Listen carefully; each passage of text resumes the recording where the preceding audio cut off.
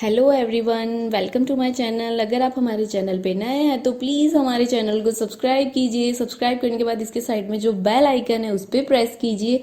यहाँ आपको ऑल का ऑप्शन मिलेगा, उस पर सेलेक्ट कीजिए सो दैट हमारे नए वीडियोस की अपडेट आपको मिलती रहेगी। हमारे वीडियोस देखने के बाद उन्हें लाइक कीजिए, शेयर कीजिए सभी के साथ। शेयर करने के बाद प्लीज़ नीचे जाके कमेंट करके बताइए कि आपको हमारे वीडियोस कैसे लगे। Thank you so much.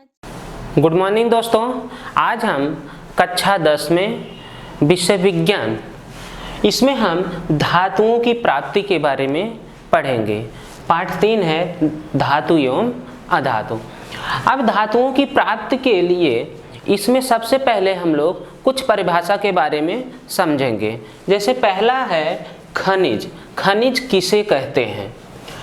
पृथ्वी की भूपर्पटी में प्राकृतिक रूप से पाए जाने वाले तत्वों या यौगिकों को खनिज कहते हैं।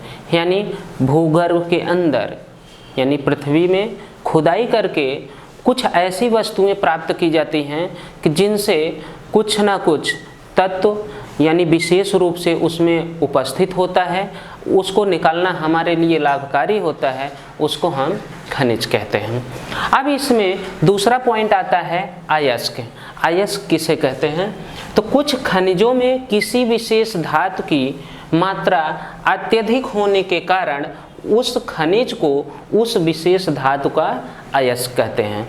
तो कोई ऐसा खनिज जिसमें किसी विशेष धातु, किसी एक धातु की ज़्यादा मात्रा उपस्थित होती है, तो उसका शुद्धिकरण करके उस धातु को हम प्राप्त करते हैं, तो इसलिए उस खनिज को उस धातु का अयस्क कहते हैं। तो यहाँ पे मैं आपको कुछ फोटो बताना चाहूँगा। जैसे कॉपर का अयस्क यानी तांबा का अयस्क, बॉक्साइट।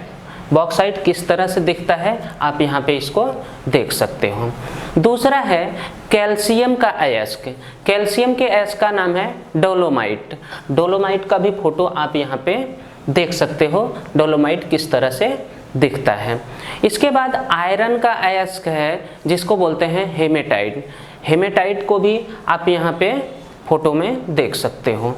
और कुछ धातुएं जो कि जिनकी सक्रियता कम होती है, जिसको सोना चांदी आप बोलते हो, तो भूगर्भ से चांदी को प्राप्त किया जाता है, तो वो किस तरह से दिखता है?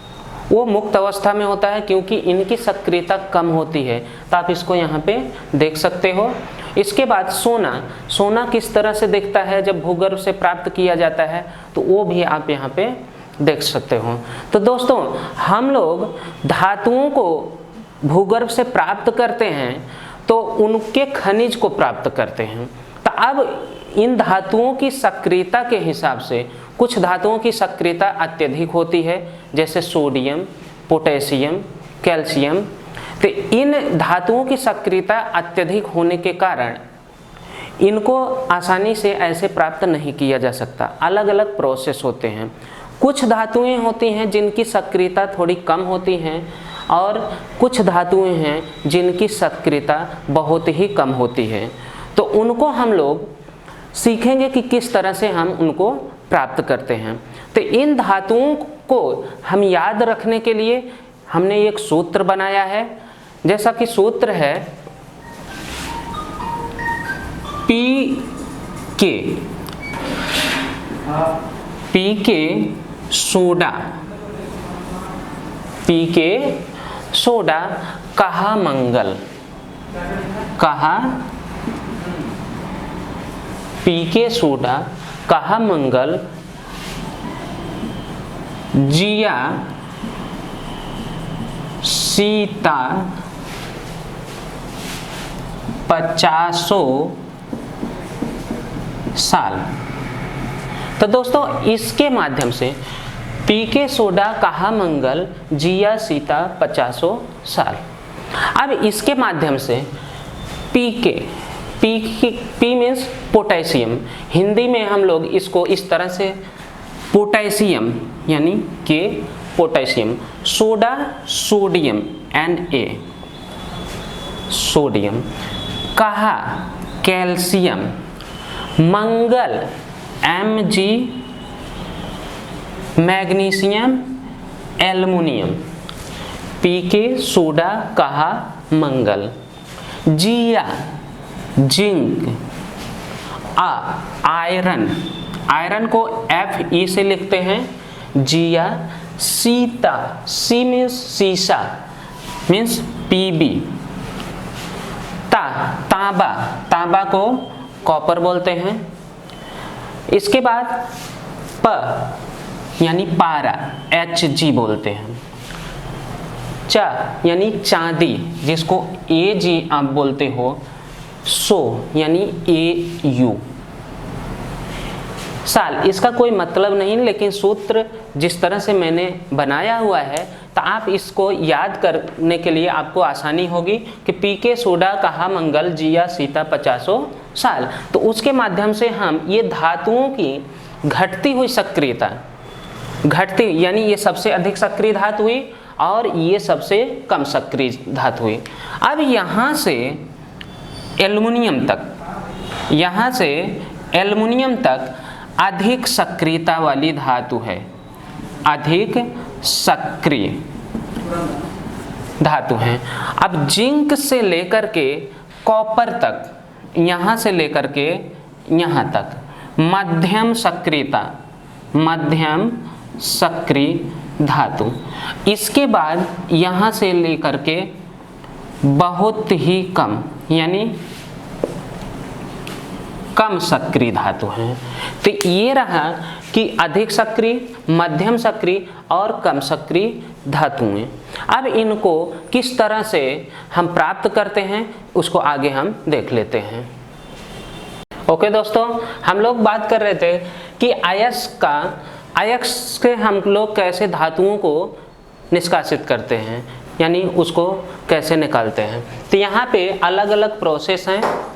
तो अयस्क सबसे पहले उसका सांद्रण किया जाता है। सांद्रण का मतलब क्या होता है, उसमें जो अशुद्धियाँ होती हैं उसको सिंपली हम दूर करते हैं। तो अब अयस्क जो है 3 तरह की धातुओं के हो सकते हैं। उच्च अभिक्रियाशील धातु के अयस्क, मध्यम अभिक्रियाशील धातु के अयस्क और निम्न अभिक्रियाशील धातु के अयस्क। अगर उच्च अभिक्रियाशील धातु का अयस्क है तो उसको पहले अयस्क को पिघला करके उसका विद्युत अपघटन कराया जाता है, यानी पिघली हुई अवस्था में उसमें विद्युत धारा प्रवाहित करके उसका विद्युत अपघटन कराया जाता है और शुद्ध धातु उससे प्राप्त की जाती है। दूसरा आता है मध्यम अभिक्रियाशील अयस्क। मध्यम अभिक्रियाशील धातु के जो अयस्क होंगे या तो कार्बोनेट युक्त होंगे या तो सल्फाइड युक्त होंगे। अगर कार्बोनेट युक्त हैं तो उनका निस्तापन कराया जाएगा। पहले निस्तापन क्या होता है, ऑक्सीजन की अनुपस्थिति में उसको गर्म करना। ऑक्सीजन की अनुपस्थिति में गर्म किया जाएगा तो उस धातु का ऑक्साइड मिलेगा, और अगर सल्फाइड युक्त है तो उसका भर्जन कराया जाता है। इसका मतलब हुआ ऑक्सीजन की उपस्थिति में इसको गर्म किया जाएगा। तो ये सल्फाइड युक्त होगा तो भर्जन होगा, कार्बोनेट युक्त होगा तो निस्तापन होगा। दोनों कंडीशन में हमें मिलेगा धातु का ऑक्साइड। अब धातु का ऑक्साइड मिला तो उस धातु का अपचयन कराया जाता है। अब अपचयन में भी 2 विधियां होती हैं, एक रासायनिक अपचयन या वैद्युत अपचयन के द्वारा। तो अपचयन करा करके धातु प्राप्त की जाती है और उसके बाद उसका शोधन किया जाता है। तीसरा है निम्न अभिक्रियाशील धातु। जो निम्न अभिक्रियाशील धातु है, सल्फाइड युक्त अयस्क है उसका भर्जन कराया जाता है। यानी निम्न अभिक्रियाशील धातु का जो सल्फाइड युक्त अयस्क होगा उसका भर्जन कराने के बाद धातु प्राप्त होगी। अब उस धातु का परिष्करण यानी शुद्धिकरण किया जाएगा और हमको धातु प्राप्त हो जाएगी। तो इस तरह से अलग अलग धातुओं के अयस्क से उस धातु को कैसे प्राप्त किया जाता है इसको हम लोग शॉर्ट में देख चुके हैं। अब इसके बाद वाले वीडियो में दोस्तों हम लोग अलग अलग प्रोसेस को समझेंगे। तो आई होप आपको ये वीडियो पसंद आया होगा। आप लोग इसे ज़्यादा से ज़्यादा लाइक करें और शेयर करें। Thank you.